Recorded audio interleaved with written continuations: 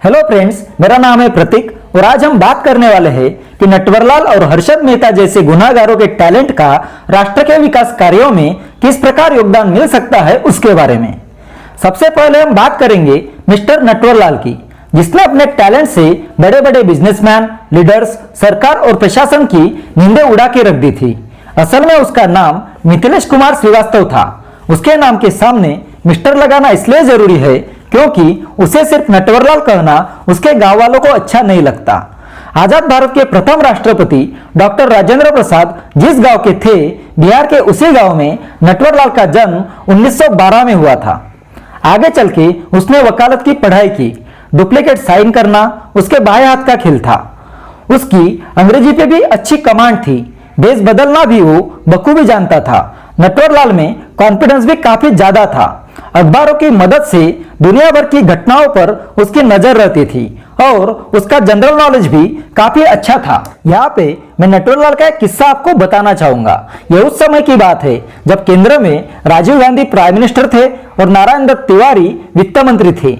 नटवरलाल दिल्ली में एक घड़ी की दुकान में गया और खुद को फाइनेंस मिनिस्टर का पर्सनल सेक्रेटरी बताया और कहा कि कल प्राइम मिनिस्टर राजीव गांधी की कुछ विदेशी मेहमानों के साथ मीटिंग है, वह साथ में दावत भी होंगी और साथ ही प्रधानमंत्री सभी मेहमानों को घड़ियां गिफ्ट करना चाहते हैं। इसीलिए मुझे आपकी शॉप से 93 घड़ियां चाहिए। पहले तो दुकानदार को नटवरलाल पे डाउट हुआ, लेकिन दुकानदार लालच के कारण खुद को रोक नहीं पाया। दूसरे दिन दुकानदार ने घड़ियां पैक कर दी और नटवरलाल घड़ियां और दुकानदार के एक कर्मचारी के साथ नॉर्थ ब्लॉक पहुंचा। वहां नटवरलाल ने उस कर्मचारी को 32,850 रुपए का चेक दिया। जब व्यापारी ने चेक डिपॉजिट किया तो उसे बैंक की ओर से बताया गया कि वो चेक फर्जी है। उसके बाद दुकानदार को समझ आया कि उसे चूना लग चुका है। ठगी में नटवरलाल बहुत माहिर था। उसने 2 बार लाल किला, 3 बार ताजमहल, 1 बार राष्ट्रपति भवन और 1 बार संसद भवन भी बेच दिया था। प्रेसिडेंट राजेंद्र प्रसाद की डुप्लीकेट साइन करके पार्लियामेंट को जिस समय बेचा था तब संसद भवन में सभी खासदार मौजूद थे। नटवरलाल ये सभी सरकारी इमारतें रईस विदेशियों को डुप्लीकेट कागजातों के साथ बेच देता था। नटवरलाल ने बड़े बड़े नेताओं को और उद्योगपतियों को चुना लगाया था। उनमें धीरूभाई अंबानी, रतन टाटा व बिरला जैसे बहुत से नाम शामिल है। उस समय बड़े बड़े कारनामों के कारण नटवरलाल का नाम अखबारों के फ्रंट पेज पे आने लगा था, जिसे पढ़कर वो काफी खुश होता और बहुत से बिजनेसमैन सचेत भी होने लगे थे। नटवरलाल पे 155 से ज्यादा मुकदमे दर्ज हुए, जिनमें 9 मुकदमों का ही रिजल्ट आया। अलग अलग फैसलों को जोड़कर देखा जाए तो उसे टोटल 109 सालों की सजा हुई थी, लेकिन नटवरलाल ने सजा के सिर्फ 20 साल ही जेल में बिताए और बहुत बार तो वो जेल से भागा ही था। जब नटवरलाल लखनऊ सेंट्रल जेल में था तो वहां उसके पत्नी की कई चिट्ठियां आती थी और चिट्ठी में ज्यादातर आर्थिक समस्याएं और खेतीबाड़ी का ना होना जैसी बातें होती थी, लेकिन नटवरलाल ने वाइफ के एक भी चिट्ठी का जवाब नहीं दिया था। तब जेलर नटवरलाल को खुद जाकर बोले कि तुम्हारी पत्नी इतनी चिट्ठियां लिखती है, तुम उसका जवाब क्यों नहीं देते। उस पर नटवरलाल ने बोला कि जेलर साहब, मेरा जवाब देने का कोई मन नहीं था, लेकिन आप बोल ही रहे हैं तो मैं उसका जवाब दे ही देता हूँ।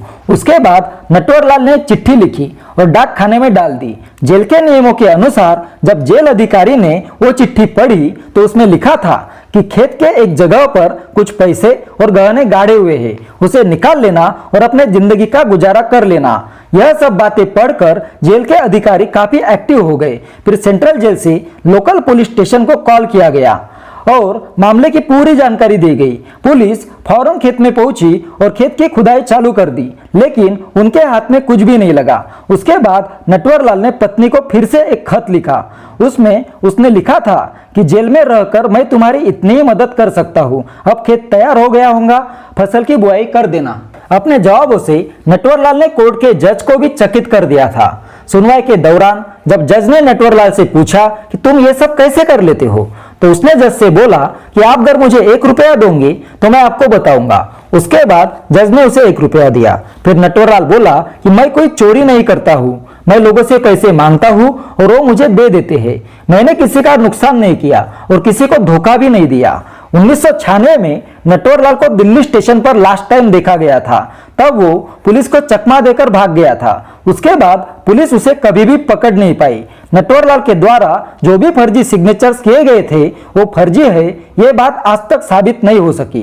जेल से भागना, भेष बदलना, पुलिस को चकमा देना, बड़े बड़े लोगों को इम्प्रेस करना, किसी के भी साइन की हुबहू नक्कल करना, जैसी बहुत सी बातें बखूबी जानने वाला नटवरलाल किसी भी अजूबे से कम न था। अब हम बात करेंगे the big bull of share market Harshad Mehta की, जिसे स्टॉक मार्केट का बेताज बादशाह भी कहा जाता था।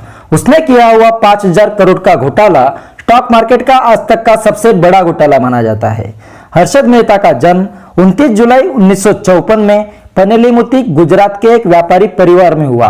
बाद में उनका परिवार रायपुर शिफ्ट हुआ, जहां उसकी स्कूली पढ़ाई पूरी हुई। उसके बाद कॉलेज की पढ़ाई के लिए हर्षद मुंबई शिफ्ट हुआ। 1976 में उसने लाला लाजपत राय कॉलेज से बीकॉम की डिग्री पूर्ण की। कॉलेज के साथ में 7 साल तक उसने छोटी मोटी जॉब की। The new India assurance company में वो जॉब करने लगा, जहां उसका शेयर मार्केट का इंटरेस्ट बढ़ने लगा। 1981 में उसने इस जॉब को छोड़ दिया। बाद में उसने जीवनदास नेमीदास सिक्योरिटीज नाम के ब्रोकरेज फर्म को ज्वाइन किया। यहाँ पे उसे प्रसन्न पर जीवनदास से शेयर मार्केट का अच्छा खासा नॉलेज मिला। इस विषय में इंटरेस्ट और काफी शार्प माइंड होने के कारण उसने जल्द ही शेयर मार्केट के डिटेल्स को समझ लिया। उसने 1984 में Gromore research and asset management limited नाम के एक कंपनी को स्टार्ट किया। साथ ही बीएससी में मेंबरशिप भी ले ली। सिर्फ 6 सालों में ही कंपनी ने काफी ग्रोथ कर ली। अब तक वो काफी बड़ा सेलिब्रिटी बन चुका था, क्योंकि वो जिस भी शेयर को छू लेता तो उसके भाव आसमान छू लेते थे। बहुत ही कम समय में वो काफी ज्यादा सक्सेस हो गया था। साल 1992 को हर्षद के स्कैम का पर्दाफाश हो गया। सीबीआई ने 9 नवंबर 1992 में हर्षद को अरेस्ट कर लिया। हर्षद मेहता बैंक के नियमों में लूपहोल्स को ढूंढकर उनका उपयोग खुद को फायदा पहुंचाने के लिए करता था। नटवरलाल और हर्षद मेहता गुनहगार तो थे ही, क्योंकि इंडिया में कोर्ट का निर्णय सर्वोच्च रहता है। लेकिन ये बात भी देखनी पड़ेगी कि नटवरलाल और हर्षद मेहता जैसे लोग इंडिया का टैलेंट है। ऐसे लोगों की संख्या बहुत कम होती है, क्योंकि वे प्रतिभावान होते हैं और प्रतिभा एकेडमिक शिक्षा पद्धति से उपलब्ध नहीं हो सकती। ऐसे लोगों का इस्तेमाल आर्थिक क्षेत्र, गुप्तचर विभाग जैसे विविध क्षेत्रों में या फिर शत्रु राष्ट्र के खिलाफ करके स्वराष्ट्र की उन्नति साधी जा सकती है। यहाँ पे अपने वीडियो का अंत होता है। अगर आपको यह वीडियो अच्छा लगा हो तो लाइक कीजिए, दोस्तों के साथ शेयर कीजिए और बने रहिए हमारे चैनल क्रिएटिव 3 कलर्स के साथ। जय हिंद।